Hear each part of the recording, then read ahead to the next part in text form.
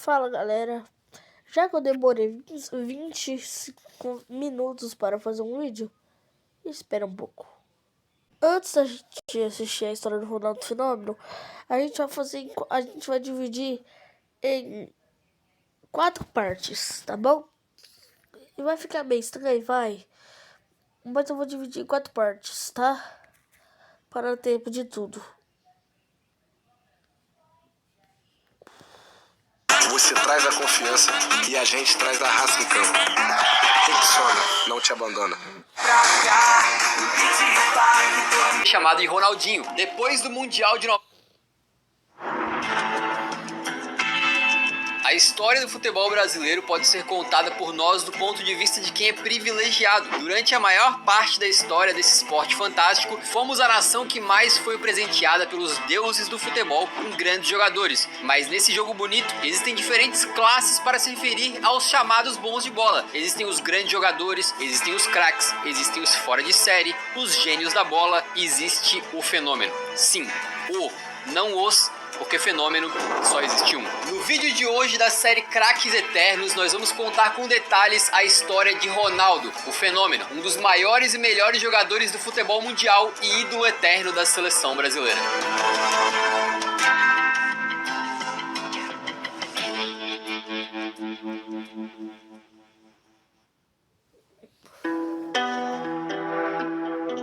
O local de nascimento do fenômeno foi o Rio de Janeiro, numa cidadezinha chamada Itaguaí. Ele cresceu no bairro Bento Ribeiro, no subúrbio da capital carioca, sendo o mais novo de 3 irmãos. Desde cedo, o filho de Dona Sônia e seu Nélio nutria o amor pela bola, o que o fazia matar a aula para jogar futsal no Valqueire Tênis Clube, lugar onde Ronaldo iniciaria esse relacionamento tão inseparável com a Redonda. A infância de Ronaldo, período em que ele chegou a ser apelidado de Dadado, não era cheio de privilégios, mas também não foi de uma dificuldade extrema. A mãe de Ronaldo fez todos os esforços possíveis para colocar o filho numa boa escola, mas a verdade é que não era para esse tipo de estudo que o Ronaldo estava destinado. A primeira vez que o garoto se destacou como diferente, como acima do normal, foi jogando futsal pelo Social Ramos. Disputando o campeonato metropolitano, o Dadado marcou 166 gols em um único ano, jogando contra os melhores da sua categoria. Esse foi o vislumbre inicial de que o garoto tinha uma vocação e estava destinado a desenvolver o seu talento com a Redonda nos pés. Perto dos 13 anos, Ronaldo tinha um sonho: conseguir entrar para a base do Flamengo, que era o seu time do coração, e lugar onde seu ídolo Zico fez história. O garoto participou de uma peneira junto de outros 400 rapazes e foi aprovado com louvor, mas no dia seguinte ele não apareceu novamente. O motivo foi financeiro. A questão é que a passagem para ir até o Flamengo e depois voltar para sua casa era muito cara, então para seguir o seu sonho, Ronaldo precisou buscar um clube mais pertinho. Foi então que um camarada chamado Ari de Sá, diretor de um modesto clube de futebol chamado São Cristóvão, propôs um intercâmbio de jogadores com o Social Ramos. O negócio era simples: jogadores que fossem bem no futsal do Social Ramos iriam jogar futebol de campo lá no São Cristóvão, com o clube pagando a passagem e outras despesas. Não era ainda o sonho de ir pro Flamengo, mas era a opção mais concreta que Ronaldo tinha nas suas mãos. E assim ele começou no São Cristóvão. Deu os primeiros passos numa cancha de futebol vestindo as cores do alvinegro, e em seu primeiro jogo mostrou os dotes de um fenômeno, marcando 3 gols na vitória por 5-3 contra o Tomazinho. Isso foi em agosto de 1990 e era apenas o primeiro passo de uma trajetória de 2 anos e meio do Ronaldo no São Cristóvão, onde ele cresceu, se desenvolveu como jogador e se preparou para o próximo passo da carreira, que não seria pequeno.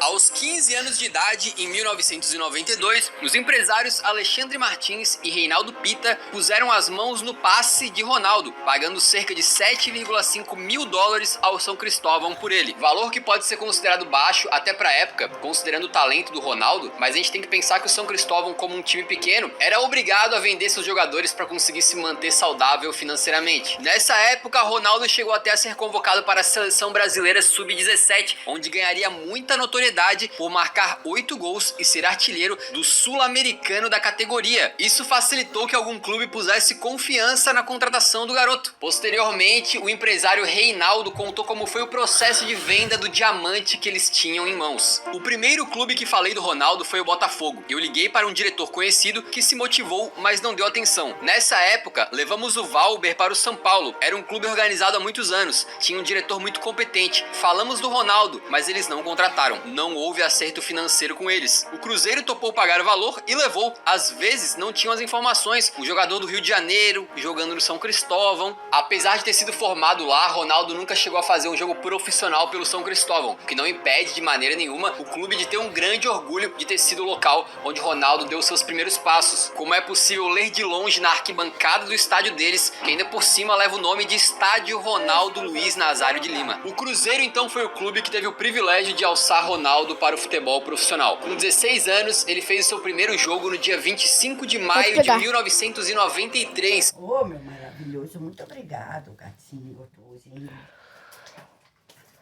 Pelo Campeonato Mineiro. Seu primeiro gol com a camisa do clube só sairia muitos meses depois, em agosto, num amistoso organizado na Europa contra o Belenenses. Essa excursão para solo europeu rendeu os olhares de outros clubes gigantes, como o da Inter de Milão, que fez ali a sua primeira investida pelo gênio, oferecendo 500 mil euros, o que já era muito mais do que o Cruzeiro tinha pagado. Só que o clube adotou a estratégia da paciência. Eles sabiam que no futuro poderiam receber muito mais. A valorização de Ronaldo estava apenas começando, e assim foi. Isso porque Ronaldo não demorou a explodir. Não houve um grande período de adaptação entre os profissionais. Quando menos se esperava, Ronaldo começava a ser o principal destaque do time, mesmo sendo ainda apenas um garoto franzino. Em 1993, ele marcou 12 gols em 14 partidas do Campeonato Brasileiro, sendo o terceiro maior artilheiro do torneio, agora com 17 anos. Foi nessa época que aconteceu o famoso jogo contra o Bahia, em que o Ronaldo faz 5 gols, um deles aproveitando ali de forma muito esperta uma bobeira do goleirão. Em 1994, ele não deixou o ritmo baixar, anotando 22 gols no Campeonato Mineiro. Ao todo, em sua época pelo Cruzeiro, contando jogos oficiais e amistosos, Ronaldo fez 58 partidas, marcando 56 gols, números simplesmente absurdos para um jovem adolescente. Se antes o Cruzeiro negou 500 mil euros da Inter para levar o Ronaldo, agora a situação seria diferente. Com o garoto brilhando já entre os profissionais, certamente grandes clubes estariam de olho, e foi assim com a dupla holandesa, Ajax e PSV. Só que dessa vez, os olheiros do Ajax não só olharam, mas agiram rapidamente e conseguiram fechar um acordo para a contratação do Ronaldo por cerca de 6 milhões de dólares na época. Mas antes de ir para a Holanda, Ronaldo já começou a dar os seus primeiros passos com a amarelinha. Em março de 1994, pouquíssimo tempo antes da Copa do Mundo aquele ano, ele conseguiu receber a sua primeira convocação. Pouco tempo depois, foi convocado novamente, e dessa vez, numa partida contra a Islândia, fez o seu primeiro do que viriam a ser muitos gols pela seleção principal. Ronaldo encantava a comissão técnica de Carlos Alberto Parreira, o então treinador da seleção brasileira, que viu nele uma joia e decidiu: esse garoto vai pro Mundial. E assim o atacante garantiu o carimbo no seu passaporte para ir para a Copa dos Estados Unidos em 94. Sendo muito jovem, Ronaldo não jogou e assistiu à conquista do Tetra do banco de reservas, mas certamente foi uma experiência que lhe trouxe muito aprendizado e uma vivência que o ajudaria no restante da carreira. Também foi nesse período que Ronaldo ganhou um apelido que carregaria por muitos anos da sua carreira: Ronaldinho. Isso porque na seleção brasileira já existia um zagueiro apelidado de Ronaldão, então para diferenciar, o Ronaldo foi chamado de Ronaldinho. Depois do Mundial de 94, era hora então do Ronaldinho dar o próximo passo da sua carreira. Ele desembarcou na Europa para jogar no PSV, iniciando uma trajetória que o levaria para o topo do mundo. Ronaldo chegava em solo europeu para se transformar rapidamente num dos principais jogadores do Brasil e de todo o planeta. E a subida foi rápida. Contar grandes histórias é a nossa paixão. E se você estiver curtindo esse vídeo,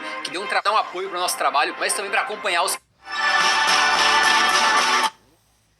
Pouquíssimo tempo depois da era mais vídeos no PSV. Por lá, o baixinho liderou seu time com uma chuva de gols que levou a vários troféus conquistados. Claro, ninguém ousava dizer que um jovem vindo do Cruzeiro seria capaz de atingir rapidamente o nível de Romário, mas a verdade é que ficou impossível para um torcedor do PSV e um torcedor brasileiro não se empolgarem com o início de Ronaldo por lá. Na primeira rodada da Eredivisie 94-95, Ronaldo levou apenas 9 minutos para marcar o seu primeiro gol pelo PSV. No jogo seguinte foi ainda melhor, marcando um doblete. E se no primeiro jogo ele marcou um gol e no segundo 2, no terceiro, meus amigos, ele marcou o seu primeiro hat-trick em solo europeu. O PSV foi derrotado na Copa da UEFA pelo Bayer Leverkusen por 5-4, mas Ronaldo guardou seus 3 gols. Eram 6 bolas na rede nos 3 primeiros jogos para um garoto muito jovem que tinha mudado de continente, indo para um país que não conhecia e que mesmo assim não precisou de tempo para se adaptar. Ronaldo justificava o investimento e ia muito além. Esse início meteórico explica muito de quão impressionado ficou o assistente técnico do PSV na época, o Ernie Brandts, quando viu o Ronaldo jogar pela primeira vez, um ano antes da transferência para o PSV. Em 1993, estive durante um mês no Brasil e vi Ronaldo treinar e jogar. Ele era tão forte fisicamente, agressivo, tinha uma incrível aceleração, tiro certeiro, ele era de outro planeta. Eu imediatamente duvidei da idade dele. Então, Falou, rapaziada, já bateu 10 minutos.